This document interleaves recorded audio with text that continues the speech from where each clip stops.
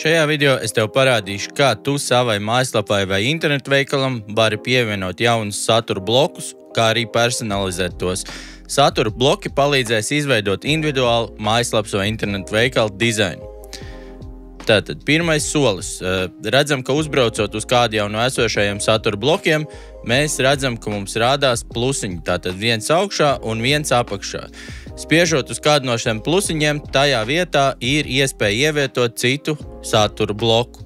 Tātad spiežam uz plusiņu un atverās loks, kurā mēs varam izvēlēties satura bloka veidu, kādu vēlamies pievienot. Tātad Mozello piedāvā dažādu veidu satura blokus, teksta bloki, attēla bloki, video, banneri, produktu bloki, galerija, forma, tabulu bloks, piemēram, ja jums vajag atrādīt kādas cenas vai izveidot cenu lapu, un akordeonu bloki. Šajā piemērā izveidosim vienkārši teksta satura bloku, piemēram šo. Redzam, ka satura bloks ir ievietots.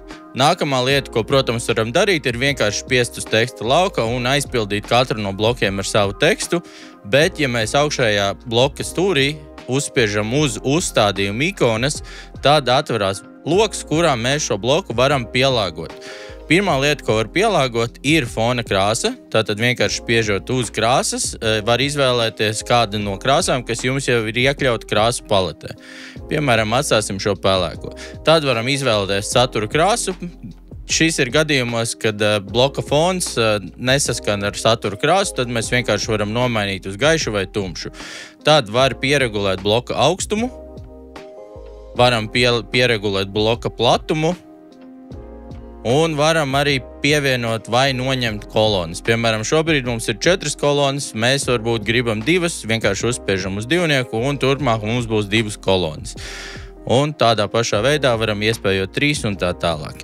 Tad mēs varam pielāgot arī rindu skaitu. Šajā gadījumā mums ir 1 rinda, varam pievienot vēl 1, 2, 3, 4. Un varam iespējot, ka mums rādās virsraksta rinda vai arī papildus apakšrinda. Un šādā veidā tu vari pielāgot katru no satura blokiem. Vienīgā lieta ir tā, ka katram no satura blokiem būs nedaudz atšķirīgas šīs iespējas. Piemēram, bannerim būs atšķirīgas iespējas no tā, kādas ir šim teksta blokam. Bet katrā ziņā viss ir skaidrs, ka tas ir ļoti ērti un vienkārši un nevajag baidīties to pielietot.